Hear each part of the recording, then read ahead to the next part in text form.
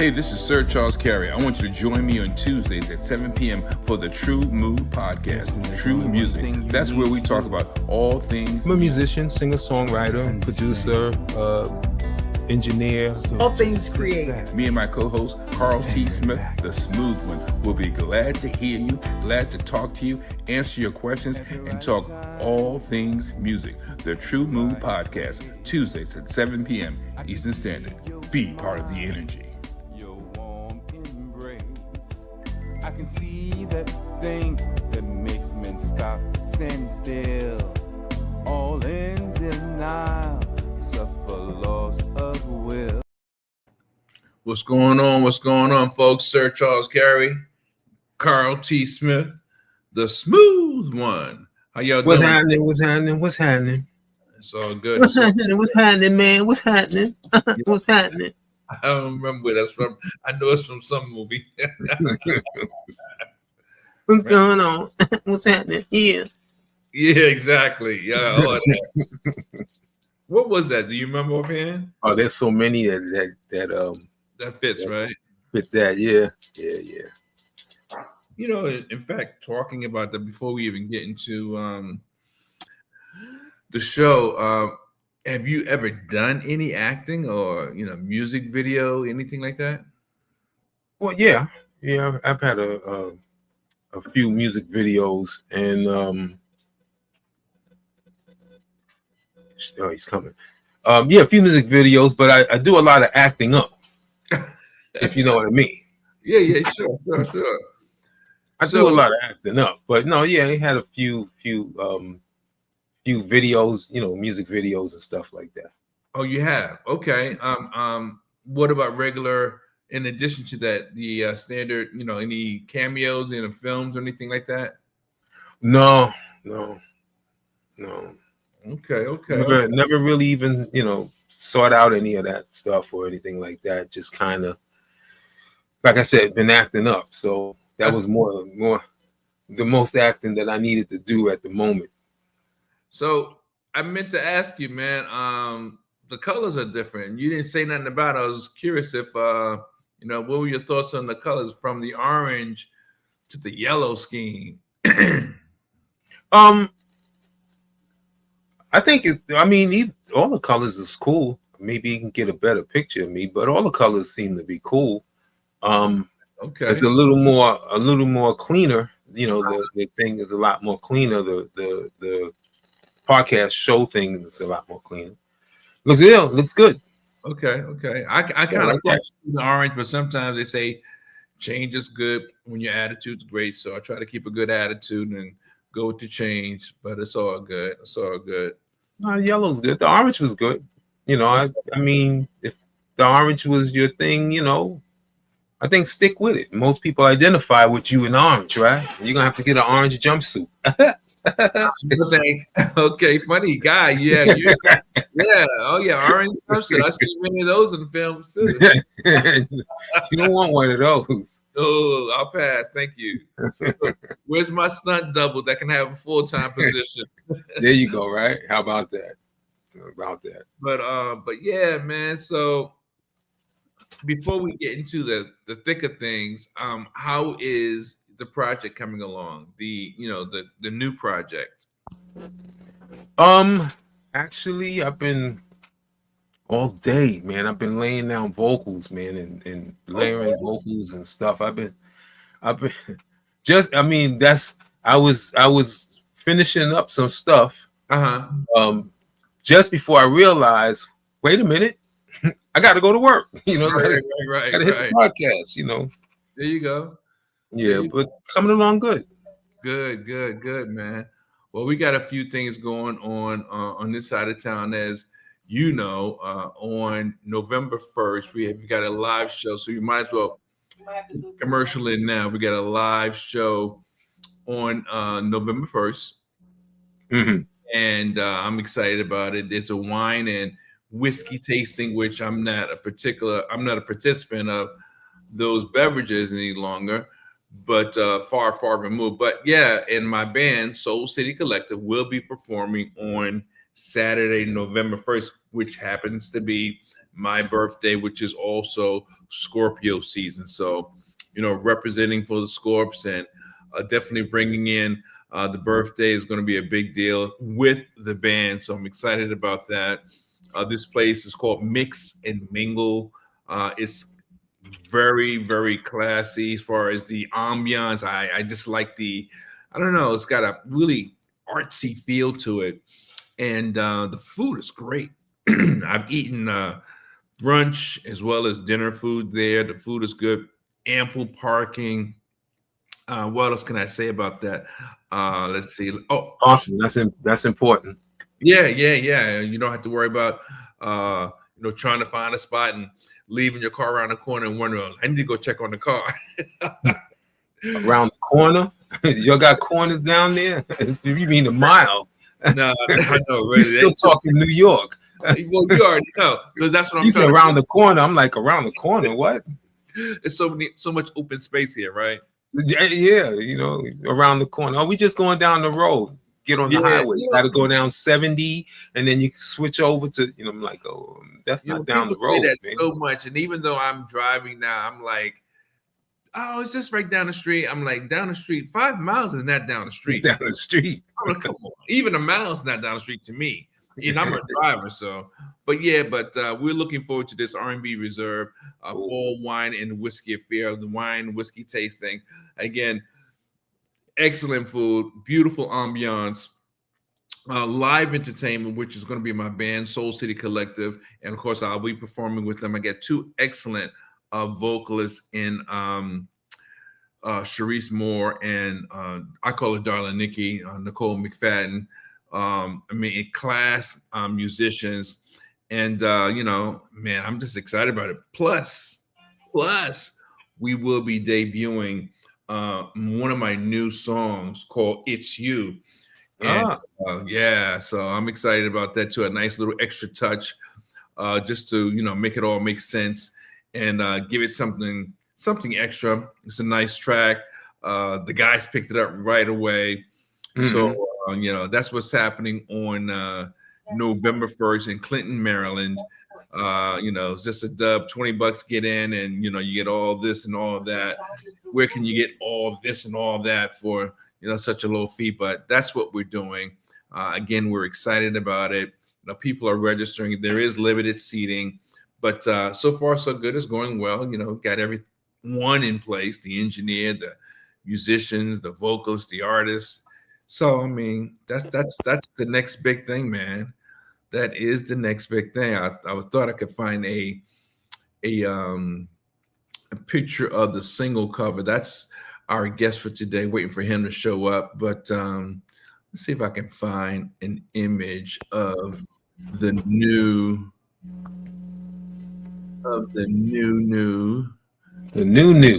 Yeah, the new. That's real new. Yeah. From studio. Yeah, move that. Okay, there we go. Let me see now. Let's see. Where is this thing at? Where are we? So in the meantime, in between time, so what you been up to, man? Doing a lot of recording, a lot of stuff, setting up some events and things, but mainly working on this new collection of music. Nice. I have a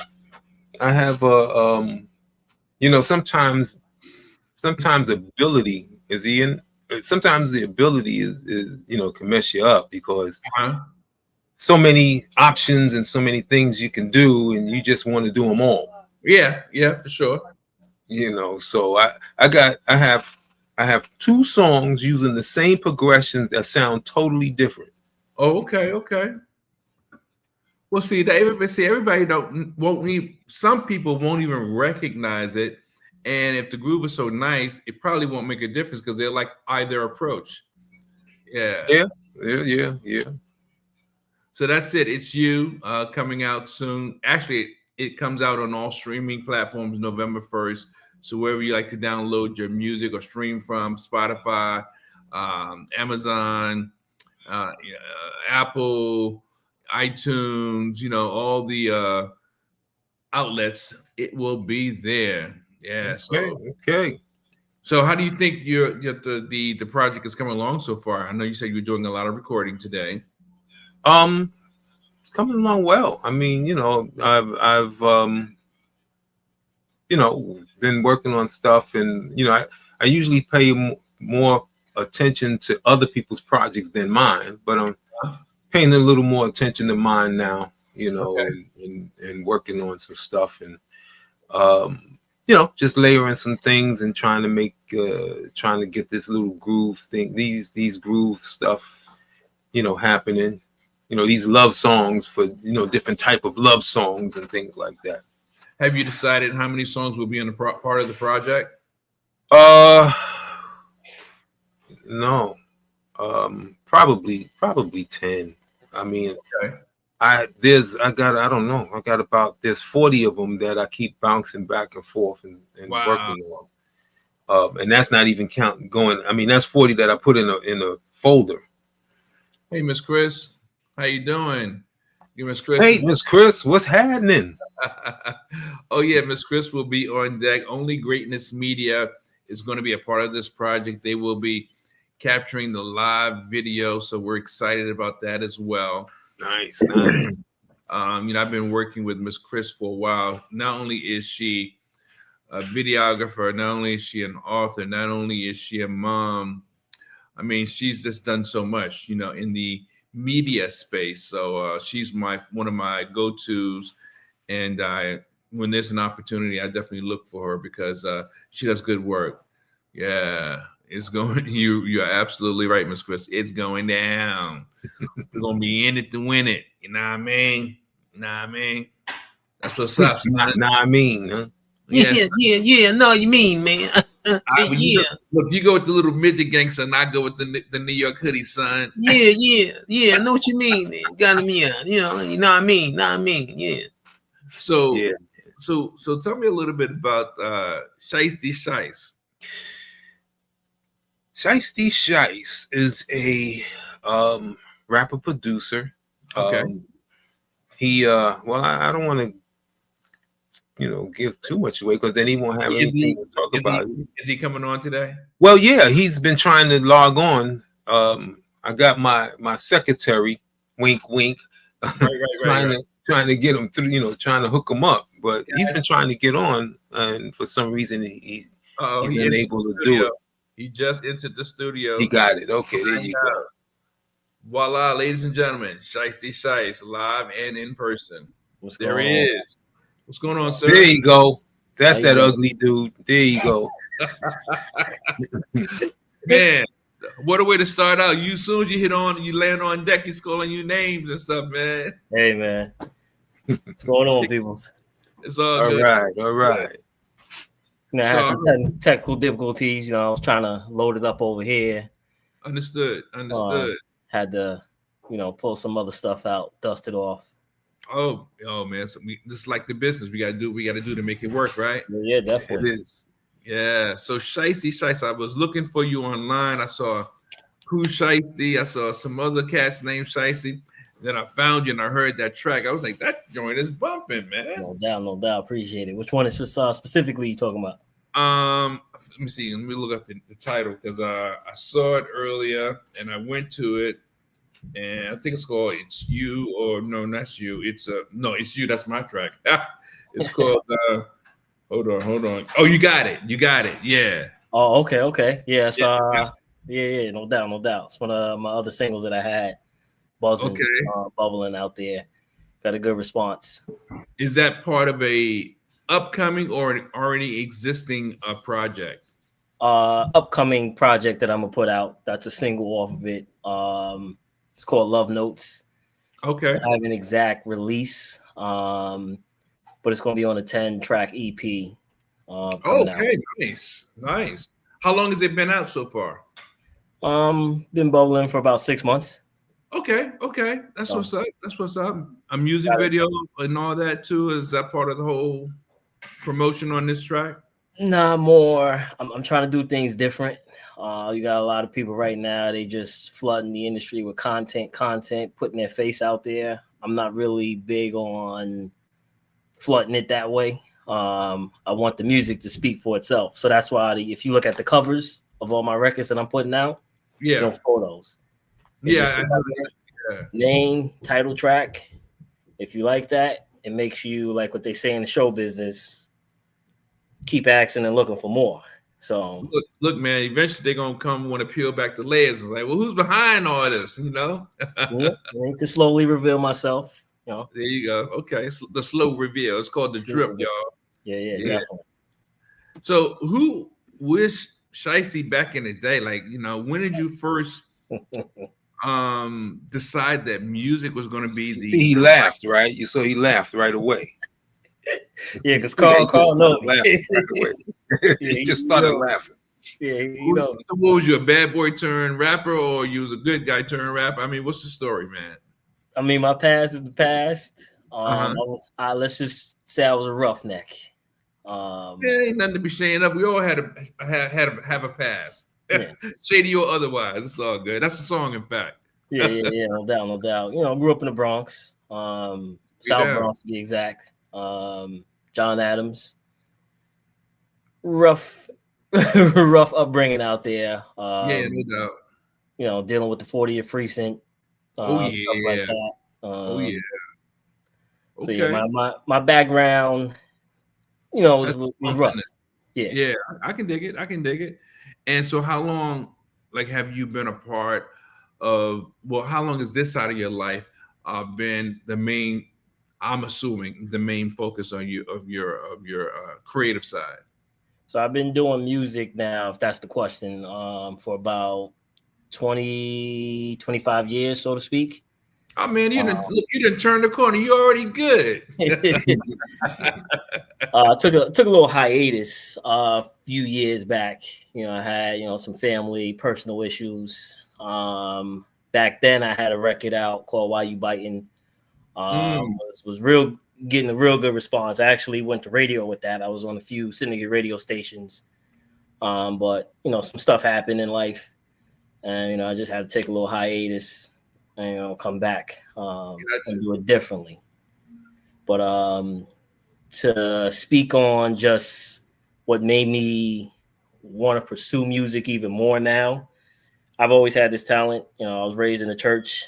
Pretty much everybody in the projects got somebody in their family who rooted in the church, bring the kids to the church. I was a drummer in the church. Oh, really? Yeah, I played drums in the church for quite some time. That's where I got the niche for like making beats. Okay. Still a drummer now. I'm gonna ask you, can you still play? Okay. Oh yeah. I'm clearly here in my studio. I do my own music production. I do collaborate with other producers.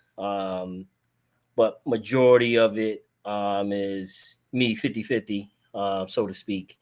Okay. But my niche for doing it was a lot of the music you hear now, it's lacking its substance. Like I grew up in the era where the 90s, the music that you were hearing, these guys had a message. Right. Even in the 80s, the stuff back then with Big Daddy Kane, Slick Rick, they had messages. Public Enemy, they had, substance.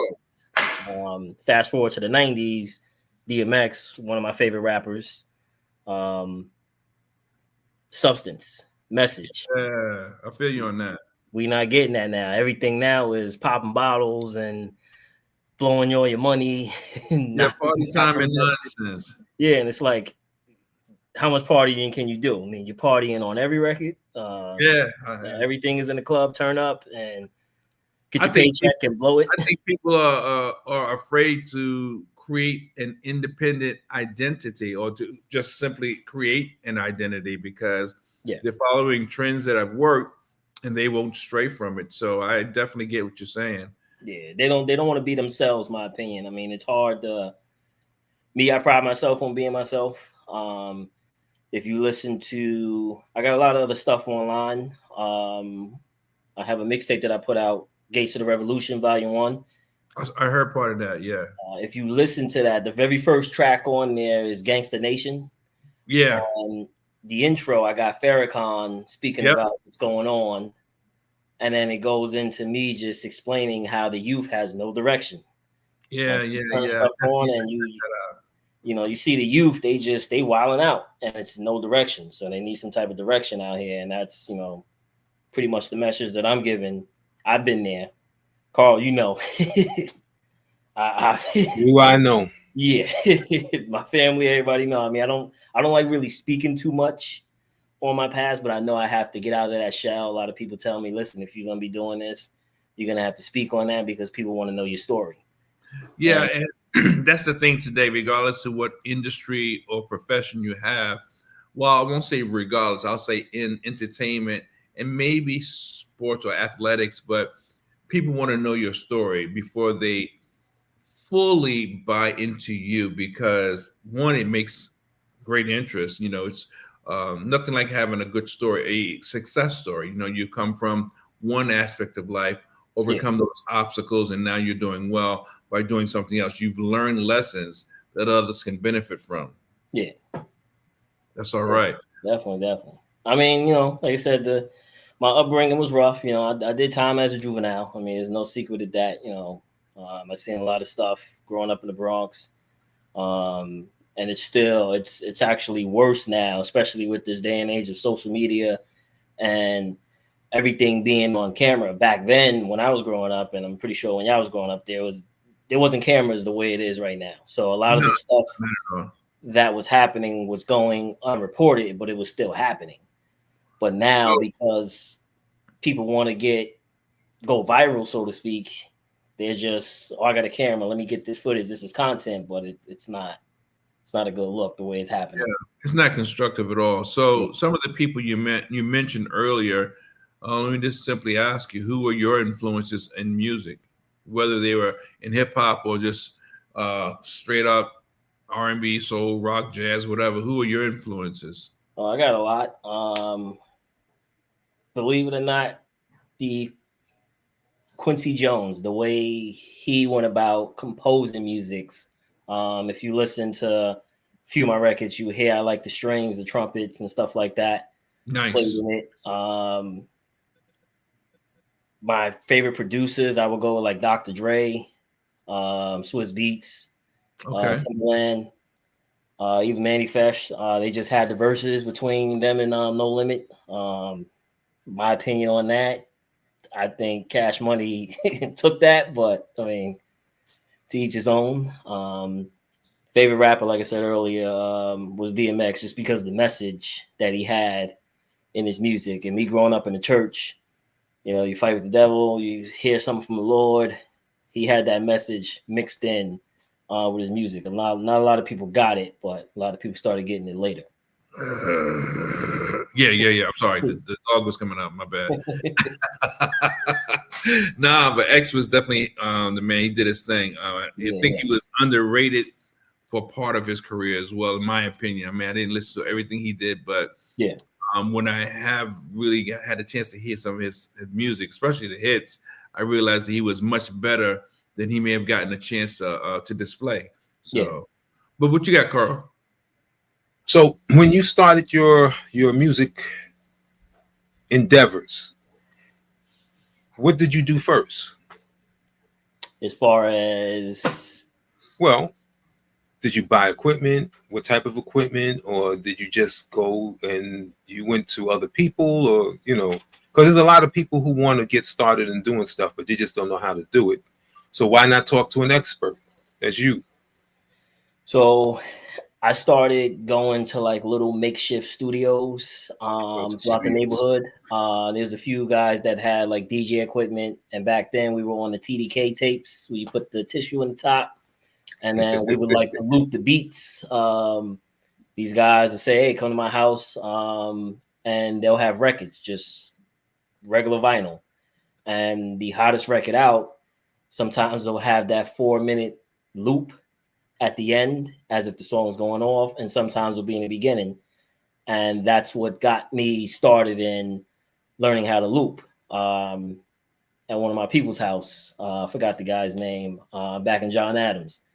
And with that, I went and actually got me my mother, she bought me for Christmas a dual deck CD and tape player stereo. One of those ones it's a boom box, but then you could take the speakers off and put one here and put one there. Oh yeah. Mhm. I started looping beats and stuff like that in my house and writing rhymes, and then it just slowly progressed, and I was able to obtain a MPC 1000 later on, and then I ended up getting a keyboard and a little mixer. And believe it or not, that mixer, I don't have it here, but I still have it though. I still have the mixer, and I still have. I actually gave the keyboard to my grandmother. I still have that keyboard. She's rocking with it right now. Mhm. I ended up upgrading to a MPC XL 2000 XL, and I just started making beats, burning them onto a CD, and then just paying for studio time. Fast forward, didn't like the studios that I was going to. They were good as far as the quality, equipment, the setup. Just didn't like the way they were mixing my vocals. You go to these top-notch studios and they'd be like, oh man, you got this, you got that. And then you leave out of there and your record sounds like you did it in the closet. So it's like, I got to get better. Man, I wish we could put some more light on you, man. You look a little in the yeah. That's right. That's good right there, man. Yeah. Yeah, I didn't want to have it too bright. No, you good. You good. If you could just move up a little bit close, right there, like the position. Yeah, that's great, man. All right, perfect.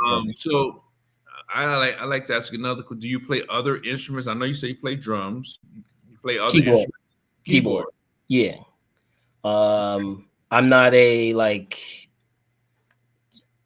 keyboard connoisseur, so to speak, if that's what you want to say. I can hold some chords. I can hold some chords though. Yeah, I can hold some chords though. I can definitely put some chords together. Like I said, a lot of my beats. The record that I got out now, doing good. Dividends. That's all 100% me. Nice. The drums, the keys, the notes. Okay. A few records on my project that I have out, the Gates of the Revolution, Volume 1. I did a lot of the beats on that also. I think I did like maybe 5 or 6 tracks. So, nice. And all 100% original. And are you also producing other artists? Yeah, I have a buddy of mine. I produced for a few people, not to just be name dropping. One of my biggest accomplishments, I'll say, I was the sound engineer for French Montana. His early stuff, the French Revolution, that mixtape. I'm the guy that mixed and mastered that whole thing. Nice. That actually got him his start in releasing music because he was the DVD guy. And what does that mean? Because everybody doesn't understand. In fact, I'm not sure if I understand. What's the DVD guy mean? What does that mean? So back in that time, I want to say the early 2000s, mid 2000s, we had the street DVDs, the Smacks, the Come Ups, the Cocaine City DVDs, basically, street DVDs that circulated out there. That was a way. I wouldn't say bootleg. They probably were bootlegging what they were doing, but it was more of like a mixtape, but DVDs. Yeah, so before the YouTube era and all that, guys used to shoot a video and then they would go to the hottest DVDs out there and they would either pay or do something to get on these guys' DVDs. I said, not the name drop or whatever, but French Montana, he had one of the hottest ones out there, which was Cocaine City. And a lot of artists would, make records, shoot a video, and, go to him to get their music videos and stuff showcased on his DVD. He started rapping. We met through back channels, a few people, and actually started engineering for him. He was looking for a sound engineer. Yeah. It's crazy. He was going through the same thing that I was going through. He would go to these nice big name studios and leave out of there like, why my record don't sound the way it needs to, sound. So gotcha. We ended up linking, and I ended up, doing a lot of his early stuff, which got me into the sound engineering, mixing and mastering, which I do a lot of now for other artists. Another artist that I deal with, buddy of mine, Lord Days, he's actually promoting. He's on a tour in South America, in Colombia right now. Okay. I did a lot of records with him. Yeah, just, you know, a lot of underground guys, a lot of people that I produce for, send beats to, that I still, you know, do things for. Gotcha. Man, and so what software do you work with, or how do you record? So it's a lot of it is a secret, but of course Pro Tools. Oh yeah, industry people. Yeah, I got you. But there's techniques, what they say, trade secrets of how I utilize it, because anybody can have whatever, you know, software, and use it the way they want to use it, but it's Right. certain ways to make it sound the way you need it to sound, quality wise. Yeah, because I remember earlier, this goes back maybe about 10 years or so. I was using an earlier version of Logic, and then I imported all my Logic files. No, I was using Pro Tools, and then I imported all my Pro Tools files into Logic and did some other stuff. So you know, whatever works for you. You know what I mean? So I get it. Yeah. I've tried Logic. Just didn't really do it. I mean, nothing against it. I mean, people use what they use. I mean, nothing against it, but it wasn't for me. Yeah, I got you. A lot of people just be in the club, so you know, whatever, the Logic Club, the Pro Tools Club, what's the Fruity Loops, you know. Yeah, FL Studios is good. You got a lot of people with software wise, a lot of people like Fruity Loops does hit. I do make some beats. I'm not even gonna sit here in front on Fruity Loops, and they hit. It's easier, but I still like the physical touch of actually going in there and playing it, mapping it out, because it's easy to drag and drop. Anybody can press a key, drag, drop. But if, let's say we go somewhere and they like, oh, I want you to make something on the spot. And you're like, come back to my house. You kind of miss your opportunity. So you got to be able to right there on the spot, you know, rock with anything. Yeah. But for the most part, Pro Tools is like my go-to for everything. But there, like I said, there is trade secrets that I utilize with that software. Gotcha. Do you also do vocals as far as singing, or just rapping only? Yeah, I got a record out where I sung on it. Of course, I had to put a little auto tune, you know, to stretch the note. Called "Foolish." Carl, I think you heard that. I did. What do you think about that? Yeah, what was that like? To me, it's all good. It's good. I like it. It's just all good. yeah. I like it. You know, it's all good. It's all good. But yeah, there's a few records where I try to hold like a little tune. That's nice. Look, man, I think diversity is good when you have diverse skills, and you know your creativity takes you maybe even into virgin terrain, for lack of a better expression. You know, sometimes that works. You know, I mean, you know, you don't think you're that good in a particular thing, and you do it, it might just hit anyway. You know, you never know. Yeah. Well, you know, like you got what I need. You know, if that could make it, anything could make it, right? Yeah. Come on. I mean, that was it. What about the other song from American Idol? She bangs, she bangs. You remember that dude that was on that show? He became a millionaire, man. I mean, if it's still good music and it, you know, hits the right ear and people, you know, they gravitate to it.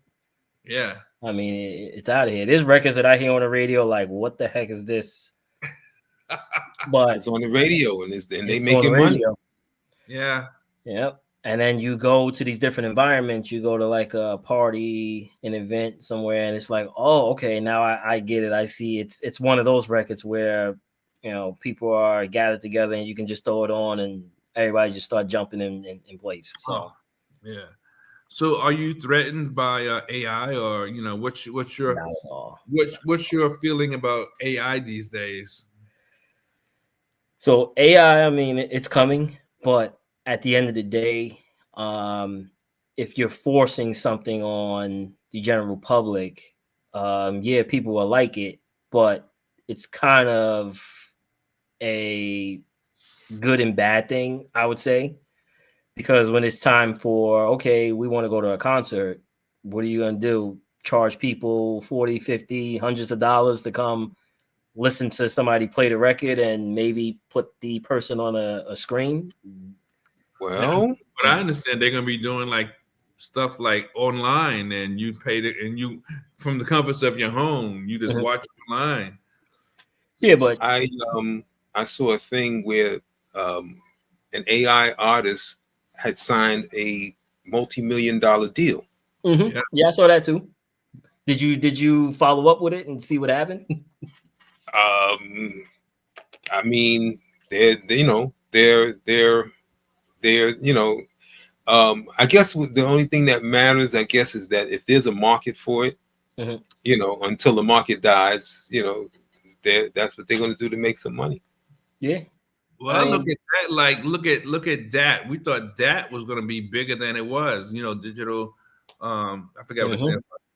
And same tape. thing. With digital to analog tape. Yeah, right. And same thing with to me, even though it's still kind of out there, Atmos. I was like, oh snap, that's going. I mean, I got to get a new system in my studio. Atmos is still current, but it's not doing what I thought. They made it sound like it's going to take over. Yeah, but if we go back a little bit, remember a lot of studios were working with different software, like we spoke about before. You had the Cubase, the Digital Performer, Pro Tools was at that time. They were only in like big name studios, right?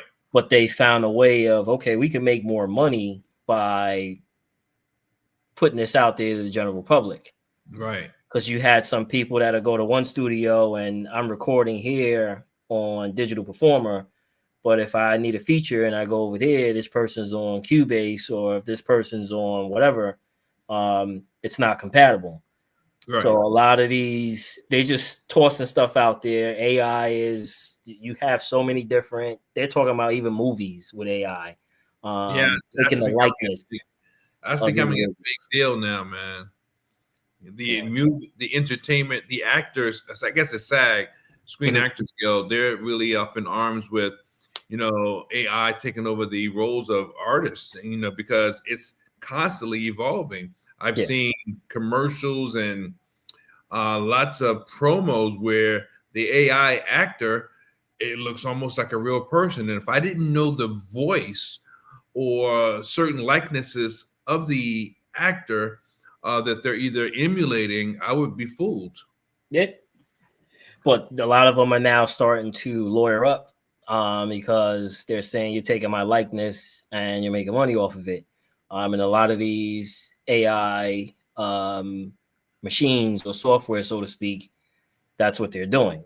Yeah. They're taking lyrics from artists who are actually out there. They're violating, I guess, the copyright law or whatever you want to say, and making different versions. So that's why when you upload stuff, they're asking, is this a cover, or did you write this, or this, that, and the third? So AI, I understand it's something that it's here. I wouldn't even say it's coming, it's here.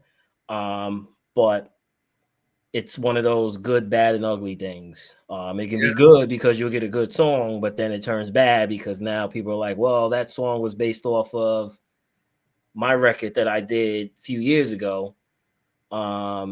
And then it turns ugly because it ends up in court and they're turning around and saying, no, I mean, I put it in this software and the software gave me this. So yeah, so that's another issue that they're going to have to iron that out, but it takes away from the creativity of the human form.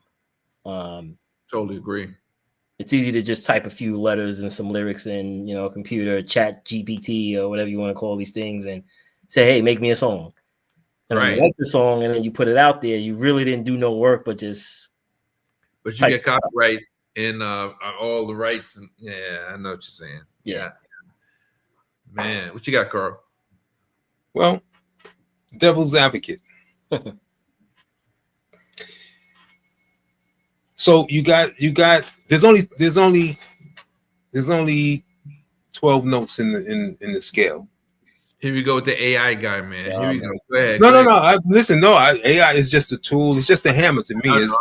I don't even use it. Matter of fact, other than, I use it like a tool. Like if you use a dictionary, then that's AI. Hold on. You said you don't even use it. Now you say you use it like a tool. Make up. I use it like a tool. So I play everything. Yeah. That's my problem. I play everything. I lay down everything and all that other stuff like that. But devil's advocate. You have a song that you write. There's 7 notes in the scale. You have a song that you write. There's only so many combinations that you can write in that scale. So if you do the same progressions and the melody is similar to something else, would that be going down the line of AI reproducing or taking parts of stuff and putting it together and throwing out a song? Well, I think they look at melody too, and then they look at the timing of the notes to say. But there's only 8 notes, and there's only everything. Matter of fact, everything that has been played so far, everything has been played and restructured and all that other stuff like that. So when it comes to when you say copyright, or the owner of your music, right? When it comes to being the owner of your music, are you really the owner of it because it has been done before, some way, somehow, someplace? It has been, the melody, the chords, and everything has met before. I think yes, because if I'm not influenced by something I've already heard, then it was my idea to put the same notes that someone else may have used together, but the tempo and the direction and the way I, whatever rest or not quarter notes, whatever notes I'm using, they may differ, even though it may be a very slight difference, but the melody and the lyric, helps differentiate the song from maybe something someone wrote 5 years or 10 years ago. So, but I can understand why someone could challenge that or would challenge that. I got a perfect example. The Robin Thicke and Marvin Gaye situation. I always go to that. Those songs sound so similar. That's different. Yeah, I would agree. But if you, hold on, let me finish. I'm listening. I'm listening. So if you take the drums away from that and change the drum pattern and progression, it will be completely different. But they sound similar the way you play them. Like if you play the Robin Thicke song, and then you go back to Marvin Gaye's record, you can kind of, the notes are different, but you can kind of get, okay, yeah, they do sound the same, but it's the drums that made it that. If you strip that away and change the progression, it's going to be. Well, if you change the progression, it's a whole different thing. Yeah, but it's, so what they're going off of is, okay, this song you made it and you copy that, and it's literally different notes.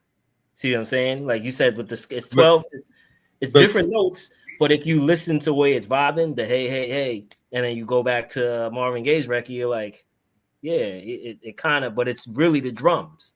The drums makes it sound that way. Like when we done here, listen to those 2 records separately, and you're gonna be like, I'm a drummer, so I picked that up like off the back. It's the drums. It's, if he would have changed the drums and the progression a little bit. So what about Orlando Brown? Is it not his name, Orlando Brown? What do you mean, Orlando Brown?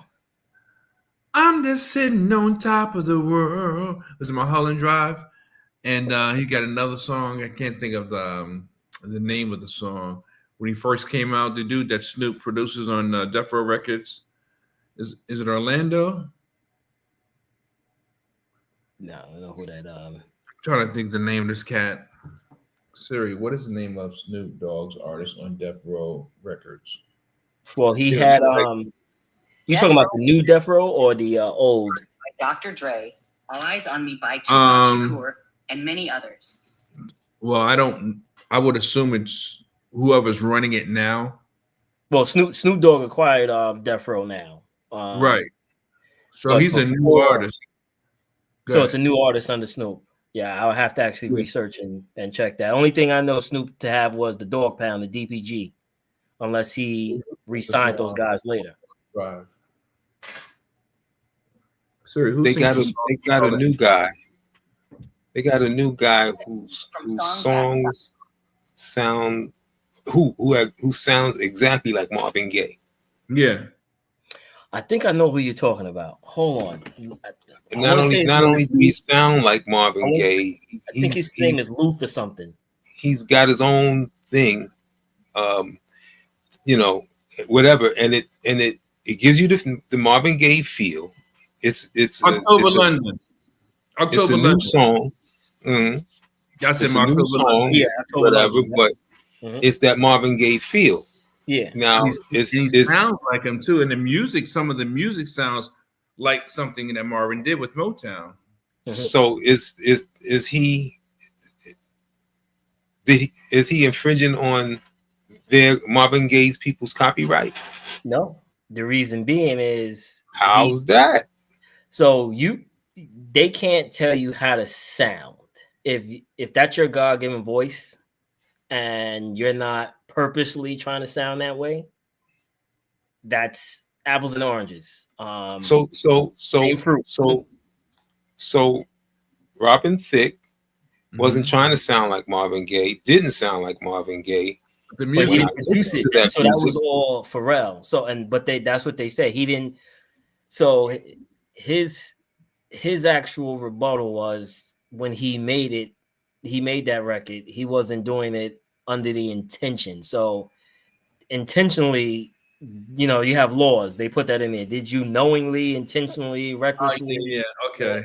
So if he intentionally did it, then that's different. But it's the burden of proof is pretty much, yeah. So what's the difference between that and this guy now who sounds exactly like him and the music is exactly like Marvin Gaye's? And so maybe he paid for the rights. See, if you pay for rights, that's different because then you can go ahead and record it if they give you the rights.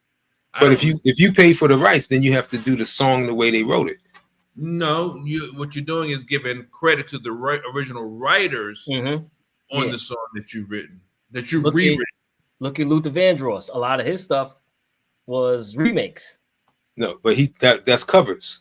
Yeah, you pay the rights, you do the covers. You don't even have to get a clearance to do that. You just make sure that you pay the royalties. No, you gotta go to Harry Fox to get clearance for that. No, all you got to do all you got to do is record your thing and put it out, right? And make sure that the credit and the right amount of residuals go to the right people. But if you don't, so you're gonna pay to use it anyway. Yeah, but if you don't get the clearances, they'll come back after you for the clearances. You still know how much. No, the right. You got the right to use. If they put it out, you have the right to use it. You have to. You'll be paying the clearances anyway. You're gonna pay it anyway. You know, you're gonna have to give up whatever it is that you're supposed to give. You're gonna have to. You know, it's automatic. It's automatic. You know, it's well, if you do a cover, that's what it is. It's automatic. You're doing the cover not because you're gonna make the money from the copyright. You're doing the cover because you want to get use the cover to do the promotion. So yeah, you mentioned Luther Vandross. Luther Vandross, his career was doing covers. Yeah. What do you mean his career? I mean his career.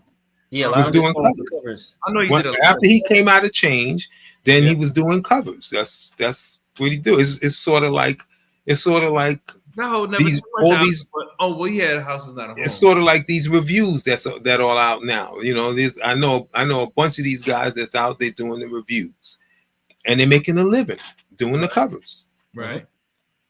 You know what I'm saying? They're doing the covers. See, now that's the whole. But a lot of I'm kind of like probably nitpicking that, but a lot of Luther's songs were not the hits were not covers.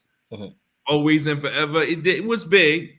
A House is Not a Home was really big. But he didn't write those. But he didn't write those. Yeah. So he was a voice. They utilized that voice. That did somebody covers. sent it. Yeah, exactly. Right. So back to the guy October London, he's a voice. We don't know if he's writing his own stuff, but if he is writing his own stuff, you're a voice. Your voice, your God-given voice is you. Even with Shine, when Shine came out, they were comparing him to Biggie.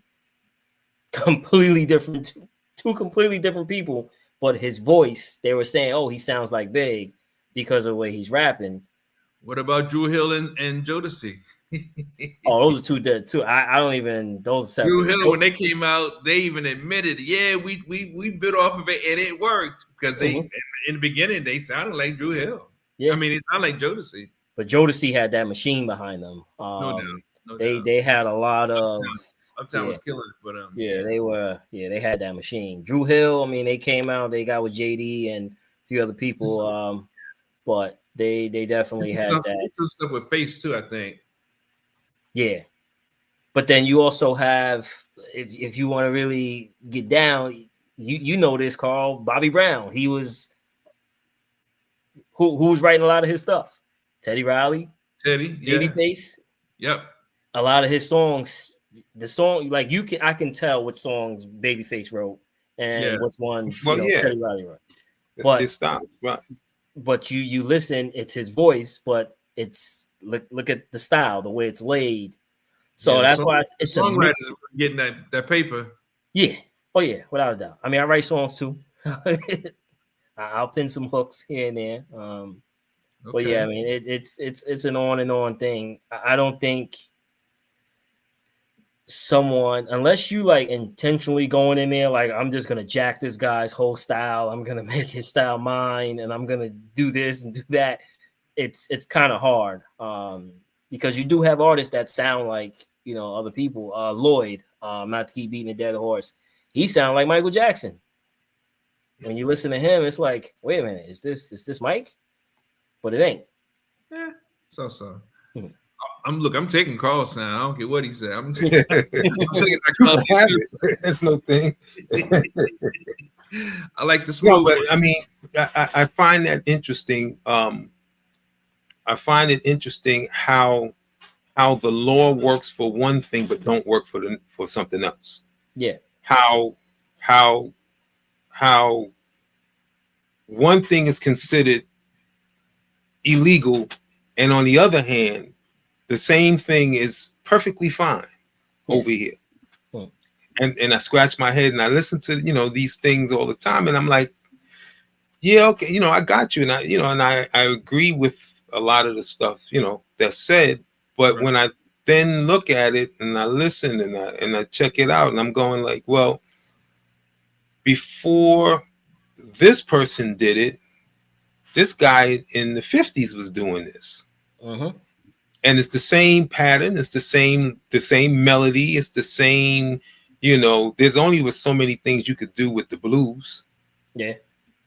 You know what I'm saying? It's the same whatever, and yet you can sue this guy for a God-given gift, but this guy can get away with, doing whatever. And to me, that's I think it's like really interesting to me.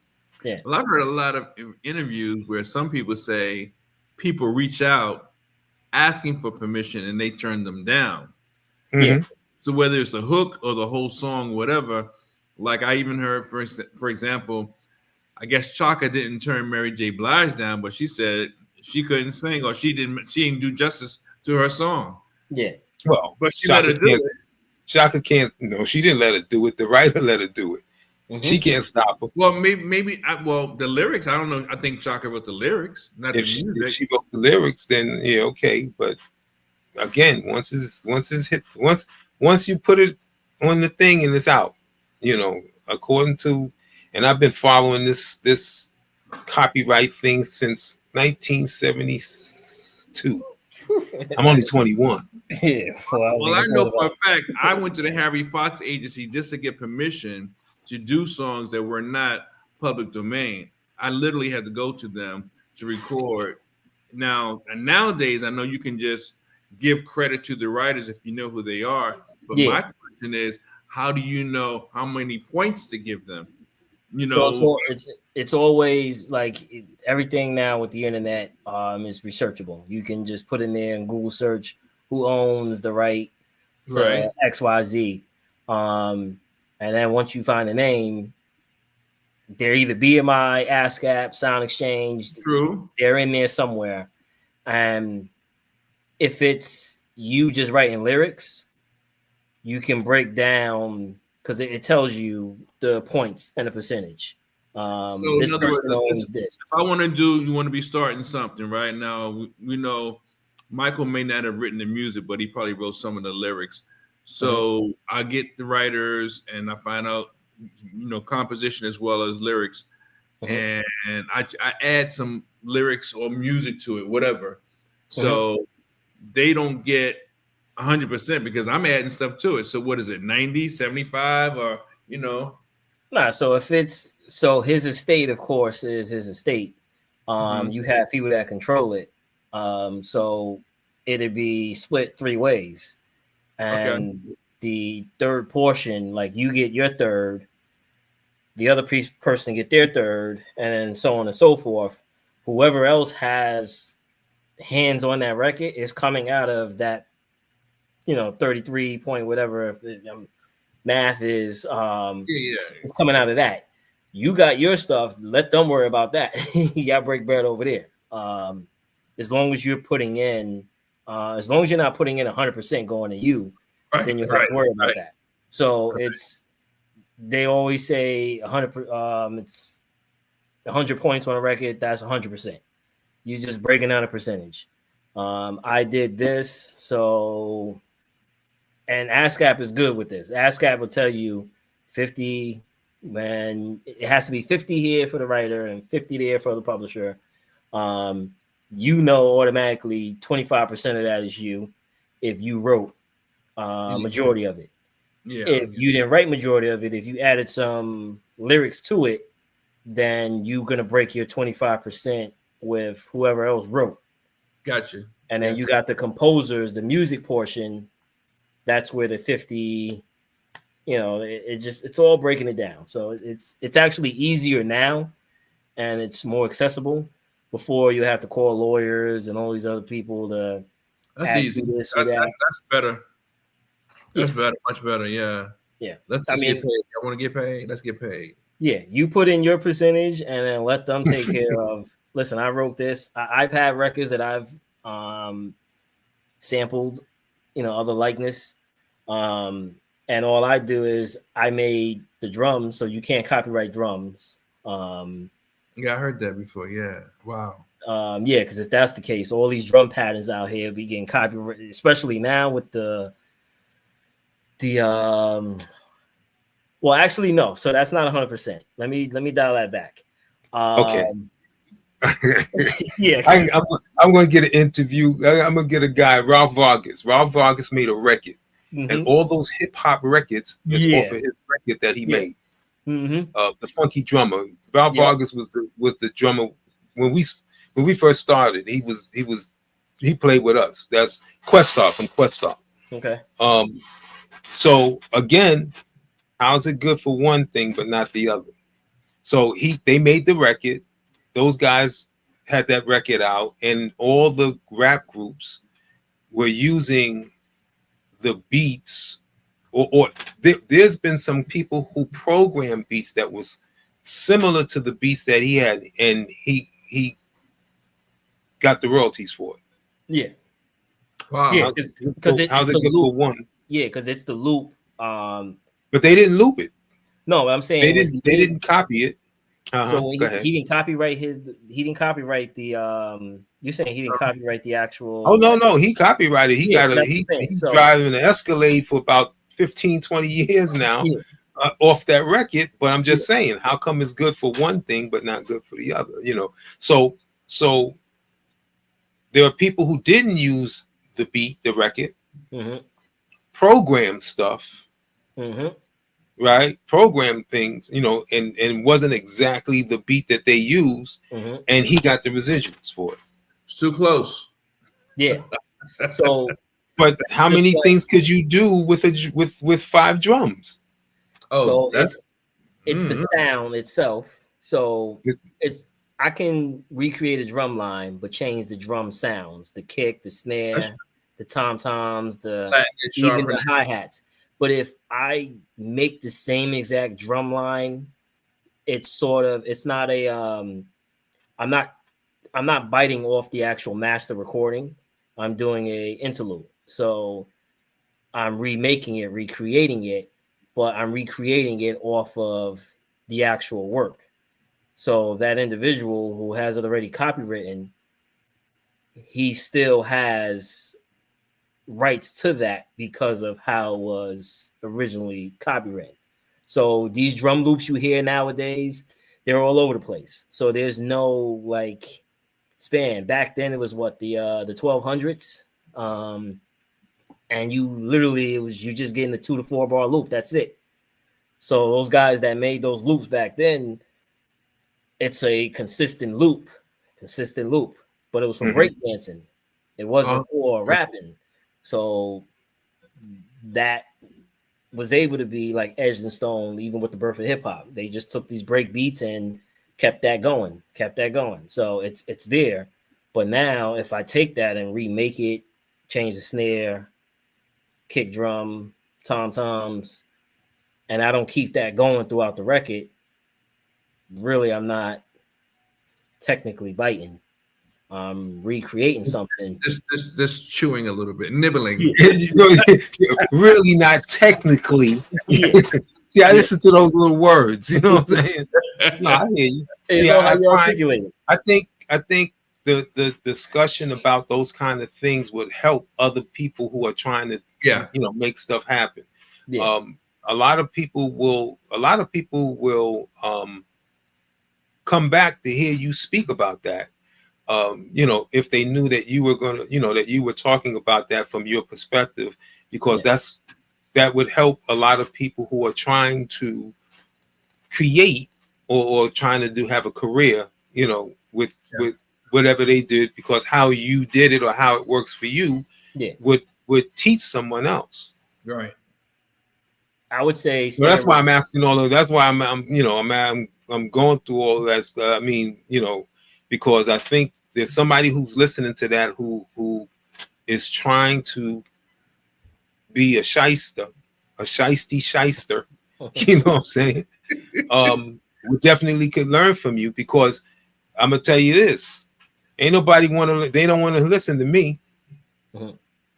You know what I'm saying? You're more there, more closer to what they, But at the end of the day, there's a difference between biting and nibbling, so goes back to my record. It could be. It could be. It's just a nibble. We're gonna let that one go. All right. Yeah. Next case. Right. But remember, there was a time and place where everybody was biting each other's style, and that's the reason why I made that. Ain't changed. Why you bite? That's still there. That ain't changed. Oh yeah, but it's more prevalent as far as I would say the sound.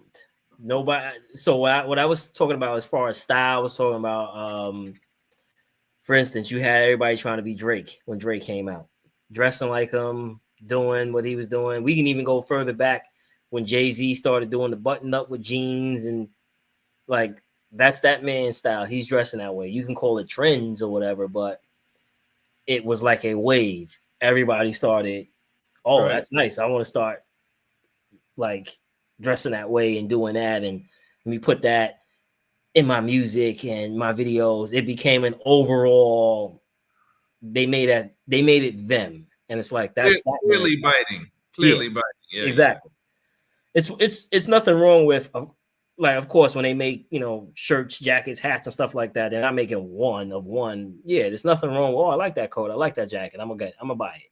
But to take the person's clothing style of rhyme, songwriting, like just overall, it's like, okay, well, what are we doing here? And that's what a lot of people were doing. They're still doing it now, but it's just, it's what it is. They're calling it a trend.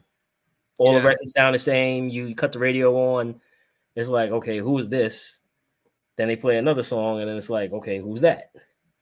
Yeah, I heard a song the other day, man. I just swore it was Tyrese, but it's a group. It's a guy group. I don't know the name of the group, but I was like, wow. But, you know, I mean, maybe it's just natural. I mean, I'm not his lawyer or anything, but whatever. You know, it's like, wow. But it's all good. So listen, so what's next for Sheist Promotions? Sheist Promotions is it's really Sheist Productions. The promotion, I logged in with my promotional email. That's what I use to blast off all new music to the record pools, to the DJs, just to get it out there. Sheist Productions, my Sheist Productions email is, you know, the actual, you know, business side of it. But what's next for me is just creating music. Like I said in the beginning, it's easy for me to just pull the camera out, shoot some videos, put on a bunch of jewelry, and drive around in fancy cars and do what people are doing that's out right now. But it's like, that's taking away from the music. I don't want people to listen and click on my music and then just write me off like, okay, he's another one trying to get a check. This is what he's about, just like everybody else. Oh, of course I want the money. Oh, of course I want the money. Are you sure? Because we can dial that way back. But it's, of course I want the money. Someone like everybody else. Yeah, but I want to get paid for, you know, what I'm, you know, originality.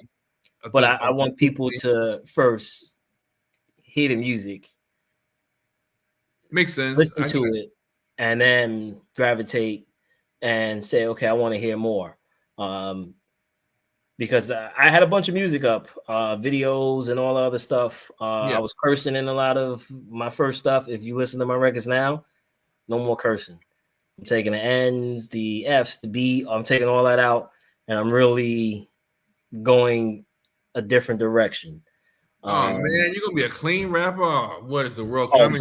I got balls. Trust me. You listen. I can make some hard records. As a matter of fact, Gangsta Nation is a hard record, and there's no curse words in it. And I only know 3 rappers that rap. I commend you on that.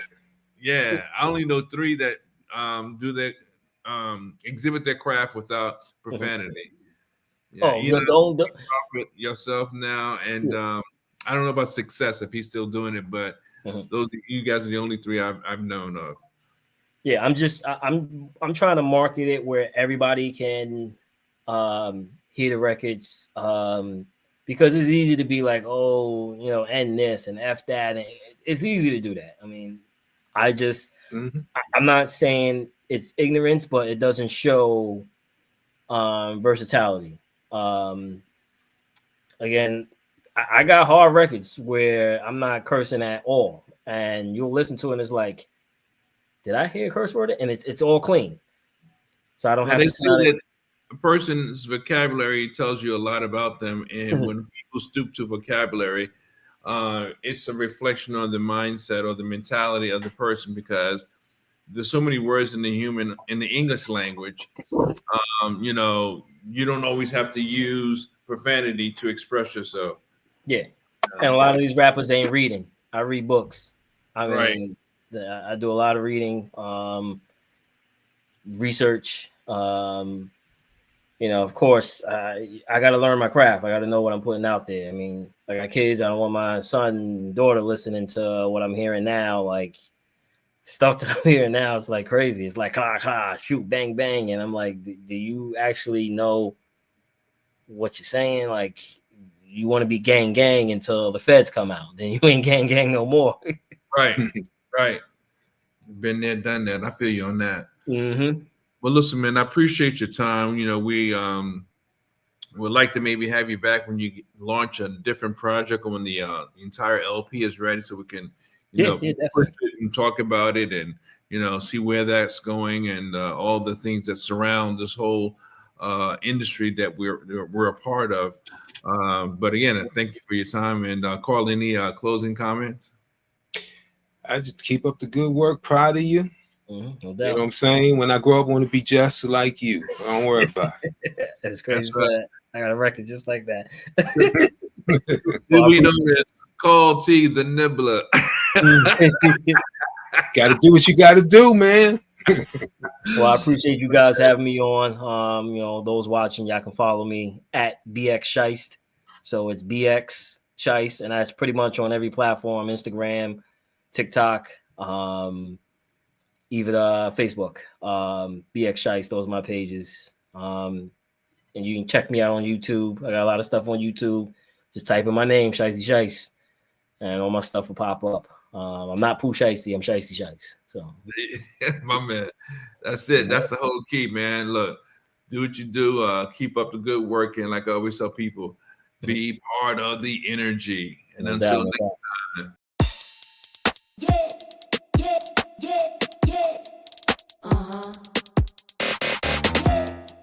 You're sexy, so good to me.